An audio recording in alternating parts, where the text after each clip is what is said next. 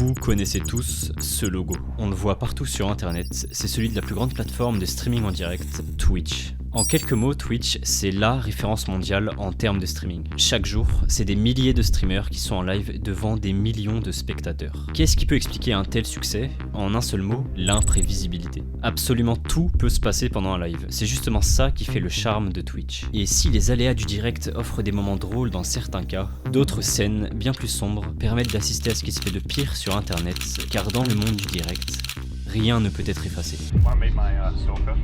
My stalker is right here following me. Only you must face me yourself. Anyone that stands in my way will be crushed. Kai Cenat, Speed, Amin, Gotaga, vous connaissez sûrement un nom parmi cette liste de streamers, même si vous n'êtes jamais allé sur Twitch. La raison est très simple, depuis quelque temps, le streaming a largement dépassé les frontières d'internet. De toutes les plateformes majeures du web, s'il y en a bien une qui s'est démocratisée plus que les autres, c'est Twitch. On est quand même passé d'un site vu comme le repère des geeks à quelque chose qui attire désormais les politiques, et même la télé qui l'a critiqué il y a quelque temps. Il y a des gens qui donc regardent d'autres gens en train de jouer Voilà. pour vraiment rien avoir à foutre de sa vie, quoi. Cette évolution est due à de nombreux facteurs, comme celui des événements sportifs rassemblant des millions de personnes autour d'un GP Explorer, ou encore des matchs de foot comme l'Eleven All-Star entre streamers de différents pays. En bref, le streaming peut parfois donner vie aux meilleures idées telles qu'un événement caritatif autour d'une cause noble, mais en même temps, il peut donner vie au pire de ce que l'humain peut produire quand il est retranscrit en direct. Tricherie, tromperie, stalking, contenu pour adultes et énormément de scandales ont participé à salir la plateforme en même temps qu'ils l'ont popularisée. Dans certains cas, Twitch n'y est simplement pour rien étant donné l'imprévisibilité des lives. Mais dans d'autres, la modération est clairement la source du problème. En laissant proliférer des contenus qui n'ont absolument pas leur place sur un site fréquenté par autant de jeunes spectateurs, Twitch a récemment contribué à l'un des plus gros problèmes de sa plateforme, l'abondance de contenu pour adultes. Pour aborder le problème des contenus pour adultes sur Twitch, faut d'abord retracer la chronologie de la plateforme. Ce qu'on appelle Twitch n'était il y a 17 ans qu'une section d'un site nommé Justin TV. La section était dédiée aux jeux vidéo et du fait de sa popularité, elle deviendra une plateforme complète et indépendante quelques années plus tard. Après des années à se développer sous l'aide de plusieurs investissements, le site grandira jusqu'à atteindre la notoriété qu'il possède aujourd'hui, et c'est alors qu'il fera une croix sur l'identité qu'il avait à sa naissance. Un site de jeux vidéo. En effet, pour se développer, Twitch ne pouvait se contenter d'être la niche du jeu vidéo. Il en fallait plus pour attirer un public encore plus large que celui du gaming. C'est alors que plusieurs catégories sont apparues au fil de son développement. ASMR, Just Chatting, DJ, Animaux, Cuisine. Twitch propose désormais beaucoup de rubriques différentes aux spectateurs pour couvrir le plus de passions possible. Vous voyez venir le scandale? Dans sa volonté d'accroître son chiffre d'affaires, le site ne pouvait pas se passer d'une catégorie qui allait lui rapporter autant d'argent que de problèmes, les hot tubes.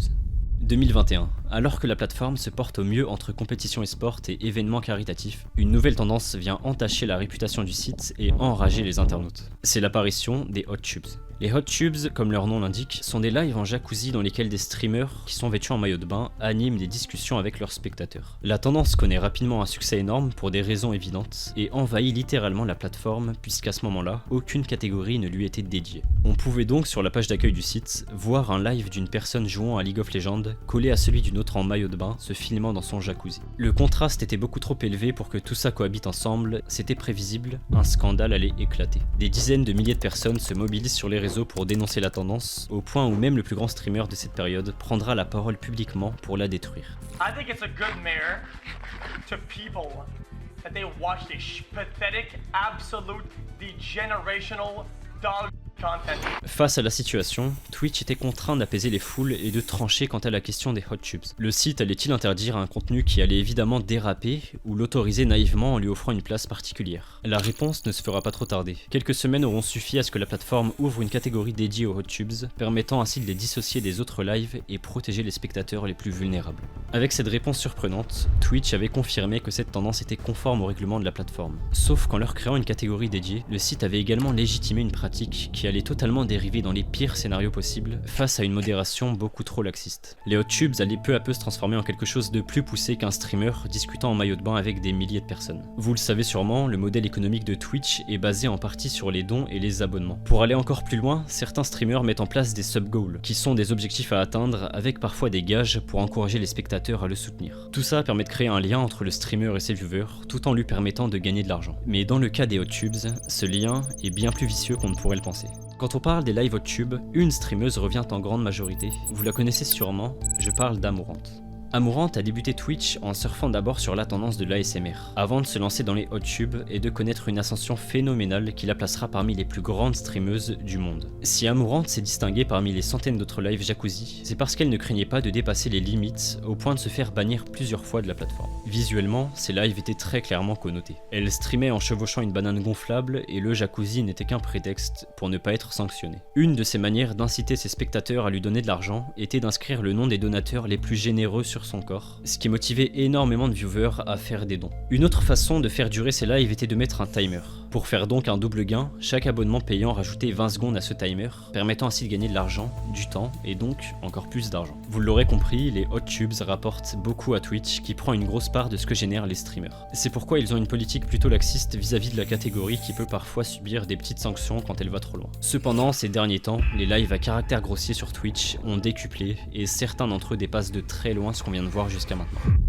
On est en août 2022 quand se produit sûrement une des décisions les plus scandaleuses de Twitch. Cette décision concerne une streameuse du nom de Kimika, sud-américaine et peu connue sur la plateforme, du moins avant cette histoire. Son contenu se base sur le gaming et semble tout à fait normal en apparence. Elle discute avec ses viewers en jouant à Minecraft et en facecam, rien ne semble indiquer ce qu'elle commettra dans un prochain live. Pendant un stream, alors qu'elle jouait sur son ordinateur, Kimika se lève de sa chaise sans trop de raison pour continuer le live debout, penchée dans un coin de la caméra. Jusque-là, personne ne saisit réellement ce qu'elle fait, mais l'acte qu'elle est en train de produire va vite être compris par ses viewers. Au fond de la pièce se trouve une fenêtre qui reflète légèrement la chambre de la streameuse, et c'est en s'y attardant qu'on comprend alors la scène qui se déroule hors du champ de la caméra. La streameuse est, semble-t-il, en plein acte, en live, pendant qu'elle joue à un jeu vidéo. Rapidement, le clip va être partagé sur les réseaux et générer un scandale qui tournera partout sur internet. C'est à ce moment-là que Twitch rajoutera une couche à la controverse, avec sûrement la décision la plus lunaire de la plateforme. When Twitch banned the user, they only banned them for 7 days. C'est avec cette décision que Twitch a mis le feu aux poudres, poussant des dizaines d'autres cas similaires à se produire devant le laxisme de la modération. On a vu apparaître récemment une nouvelle méta différente aux HotTubes, dans laquelle des streameuses live en étant littéralement vêtues de rien, avec un cadre qui limite la visibilité de ce qui pourrait être contre le règlement de la plateforme. Difficile de dire jusqu'où vont aller ces dérives quand on voit à quel point Twitch s'est transformé en si peu de temps. Néanmoins, même si la modération est souvent au cœur du problème, il existe des streamers qui la surpassent largement quand il s'agit de salir la plateforme, en usant des pires méthodes pour gagner de l'argent. Trahir leur public. Quand on commence de zéro, se lancer sur Twitch peut ressembler à une longue traversée du désert. Vous êtes mis en concurrence avec des milliers de streamers qui ont pour la plupart une base de spectateurs les accompagnant pendant leur live. Pour vous créer un public, vous n'aurez donc pas le choix de construire un lien de proximité avec ceux qui vous regarderont. Ce lien basé sur la confiance se renforce au fur et à mesure du temps et c'est ce qui permet de créer avec beaucoup de patience une communauté. C'est ainsi que de gros streamers retrouvent régulièrement leurs viewers par milliers à chaque live. Mais que se passerait-il si ce lien venait à se rompre de manière brutale ? On a eu la réponse à plusieurs reprises lorsque des streamers ont décidé de construire leur carrière sur la trahison. Et le moins qu'on puisse dire, c'est que le public est beaucoup moins tendre que la modération. On est en 2012 quand un streamer du nom d'Angel Hamilton décide de commencer une aventure sur la plateforme sous le pseudo de Zillian OP. Zillian streamait sur des jeux vidéo comme Diablo 3 ou League of Legends comme 90% des gens à cette époque-là. Son profil est tout à fait ordinaire, mais un détail le faisait sortir du lot. Zillian était paralysé et en chaise roulante depuis plus d'1 an. Inspiré par son mental, un public se formera rapidement autour du streamer qui réunira près de 300 personnes à chacun de ses lives, ce qui était énorme à cette période-là. Au bout de quelques semaines, Zillian obtient le statut de Twitch Partner, ce qui lui permettra de recevoir des abonnements ainsi que des dons de sa communauté. Cette dernière, qui avait de la peine pour le streamer, le soutiendra massivement avec d'énormes dons, près de 20 000 $ seront récoltés en quelques mois. Le streamer l'avait annoncé sur sa page, il pouvait enfin vivre de sa passion et jouer aux jeux vidéo qu'il voulait, quand il le voulait. Son rêve s'était enfin réalisé et une longue aventure semblait se dessiner pour Zillian, jusqu'à ce qu'il commette une erreur qui mettra fin à sa carrière. Alors qu'il est en plein direct, filmé par sa caméra, Zillian semble oublier qu'il est paralysé des jambes. C'est alors qu'il se lève de sa chaise, puis part en marchant, sortant du cadre de la caméra. Après s'être rendu compte qu'il venait de détruire sa carrière en quelques secondes, il tournera sa webcam pour cacher le décor. Mais c'était trop tard. Ses spectateurs venaient de comprendre l'énorme tromperie dont ils étaient victimes. L'info tournera partout sur les différents réseaux de l'époque et il faudra peu de temps avant que Twitch ne bannisse Zillian définitivement de sa plateforme. Les viewers qui s'étaient fait arnaquer avaient par la suite été remboursés par le site et depuis ce jour, La réputation de Zillian est salie à jamais. Il aura tenté de nombreuses fois de revenir sous différents pseudos, mais il sera systématiquement banni par la plateforme. Près de 10 ans plus tard, il réapparaîtra dans une interview pour s'expliquer sur toute la controverse. Selon lui, sa plus grosse faute était de ne pas avoir informé ses spectateurs sur sa récupération, et de les avoir laissé penser qu'il était paralysé, alors même qu'il avait retrouvé ses capacités motrices. So that's where my biggest failure comes in, is that it was never something that I shared anything about other than the fact that I was going through physical therapy. Voler 20 000 $ et Internet ne vous laissera pas en paix pendant des décennies. Mais qu'en est-il quand cette somme est 15 fois plus élevée? Pour le savoir, un streamer a tenté l'expérience en arnaquant ses abonnés d'environ 300 000 $. C'est l'histoire de la plus grosse fraude de toute la plateforme. Heatslicker est un streamer gaming à l'instar de Zillian, jouant essentiellement à Counter-Strike ou d'autres jeux vidéo. Il a commencé les lives en 2017 avant d'évoluer au bout de quelques années et de cumuler plus de 400 000 abonnés sur la plateforme. Slicker était promis à un avenir radieux dans le monde du streaming, et sa croissance était continue jusqu'à ce qu'en septembre 2022, tout s'arrête subitement. Slicker avait mis près de 5 ans pour se créer une communauté sur Twitch et il commençait tout juste à récolter le fruit de son travail en vivant de sa passion. Alors, comment a-t-il pu tout perdre du jour au lendemain? Hélas, il cachait en lui un sombre secret qui aura fini par le consumer, il était dépendant aux jeux d'argent. Après avoir perdu des montants astronomiques dans divers jeux d'argent, Slicker s'était tourné vers sa communauté, ses amis et certains streamers pour les supplier de lui prêter des sommes en leur promettant de les rembourser. Basically, my bank account got locked. This has happened for like 3-4 days. I was looking for people that actually work and that I could ask if I could borrow from and I'll pay back. Genuinely, give me 2 months and I can pay back. La réalité en était tout autre. Slicker utilisait ses prêts pour combler sa dépendance et jouer à des jeux d'argent. C'est ainsi que des dizaines de personnes ne reverront jamais les sommes qu'ils avaient prêtées aux streamers, qui venaient de les enrouler. Sa chute a débuté quand des victimes sont sorties du silence pour dénoncer la trahison du streamer, qui a récolté plus de 300 000 $ dans son opération. I lost 27,000 from giving a lend to Slicker. I thought I could trust him, and I guess I just couldn't, bro. Slicker était au pied du mur et savait que Twitch ne lui pardonnerait jamais ce qu'il avait fait. C'est pourquoi il a tout avoué dans un ultime live, ses problèmes avec les jeux d'argent et les trahisons qu'il avait commises. I do apologize for everyone that I borrowed off. I'm not asking for forgiveness, but every single day I felt guilty. Every single day. Malheureusement pour lui, ses excuses n'auront pas suffi. Twitch prendra la décision de le bannir de sa plateforme, mais aussi d'interdire tous les streams liés aux jeux d'argent. C'est depuis ce triste incident qu'on ne voit plus de casino sur la plateforme, un mal pour un bien qui aura permis à Twitch de se bouger une bonne fois pour toutes sur la question. Il reste néanmoins un problème majeur concernant Twitch, un problème lié au format des lives qui indique en temps réel ce que fait un streamer, où il se trouve et à quel moment. Ce problème a donné naissance à l'un des pires fléaux du site, les stalkers. Quand on parle de stalking, beaucoup pensent à un individu poursuivant une personne dans des ruelles sombres, mais la réalité en est tout autre. Avec internet, le stalking ne se limite plus à des interactions IRL. Beaucoup de streamers, mais surtout des streameuses, sont victimes d'un stalker dont ils ne connaissent même pas le visage. À travers des serveurs Discord, des comptes Instagram, des pages Twitter et plein d'autres moyens, il est très simple de contacter quelqu'un peu importe sa notoriété et d'en faire une cible d'un acharnement. C'est comme ça que certaines personnes traquent en quelque sorte virtuellement des streameuses qui finissent par recevoir ce genre de message. Anyone that stands in my way will be crushed. You can go ahead and stop me. But you better hope I don't have anything to shove up. Ce genre de scènes peuvent vous sembler légères et anodines, mais détrompez-vous, certains stalkers n'ont aucune limite quand ils ont un objectif précis en tête. Avec l'apparition des outdoors, live pendant lesquels des streamers se filment en extérieur, le phénomène des stalkers s'est amplifié et beaucoup de scènes se sont produites en plein stream. Un des cas de stalking les plus étranges sur Twitch s'est produit il y a un an, donnant lieu à un des clips les plus visionnés de 2023. Spouchy est un streamer fitness peu connu sur Twitch, avec 8000 followers sur la plateforme. La majorité de ses lives se trouvent à la salle de sport, là où il filme ses séances de muscu, et parfois il stream en extérieur pour montrer son quotidien. Rien de spécial ne le concerne et le streamer n'aurait pas été viral à l'exception d'une chose, Spouchy est stalké depuis plusieurs mois. First of all, this man has been following me for about 5 months in the streets, into stores.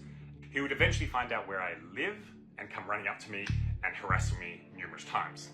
Cet inconnu se trouve pas loin de là où vit le streamer, sait où il habite et le traque constamment depuis 5 mois. Il y a des tonnes d'histoires de stalking sur Twitch, et celle-ci n'en aurait été qu'une parmi tant d'autres si un événement ne s'était pas produit à la caméra. Cette affaire était totalement méconnue avant que le stalker en question ne soit filmé en direct pendant un live. Alors que Spouty se trouve à streamer dans une supérette en discutant avec ses viewers, son expression change soudainement quand il aperçoit en un coup d'œil son stalker, qui se trouve à quelques mètres devant lui. Oh, Jesus Christ. Hey, everyone, wanna meet my stalker? My stalker is right here following me. Look. There he is. You didn't believe me? Here he is. There you are, guys. Quelques semaines après cet événement, le streamer annoncera avoir recouru aux autorités pour mettre fin à la situation. Il aura également annoncé vouloir déménager, expliquant qu'il n'était pas serein à l'idée que son stalker sache où il habite. Son histoire aurait pu être bien pire, mais Spouty est tombé sur quelqu'un n'ayant pas réellement de mauvaises intentions. Ce qui n'est malheureusement pas le cas concernant d'autres streameuses.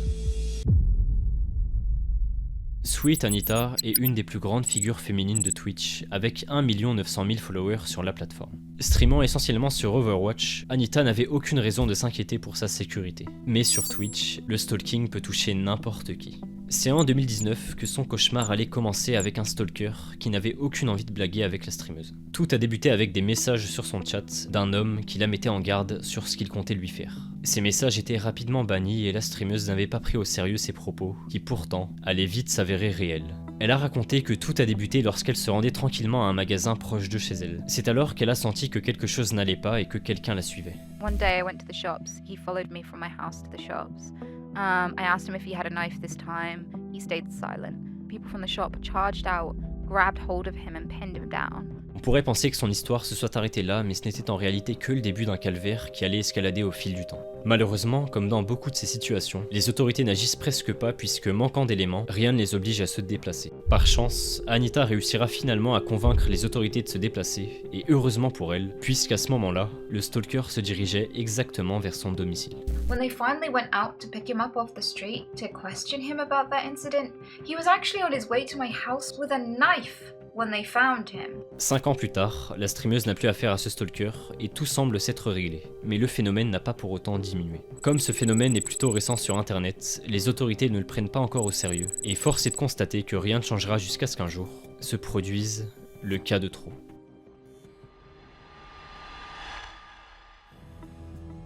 Twitch est un géant d'internet et proportionnellement à sa taille, sa face cachée ne cesse de grandir. Avec des sorties quasi régulières sur des problèmes de modération, des streamers exposés ou des cas de stalking, la plateforme ne cesse de faire parler d'elle en mal presque autant qu'en bien.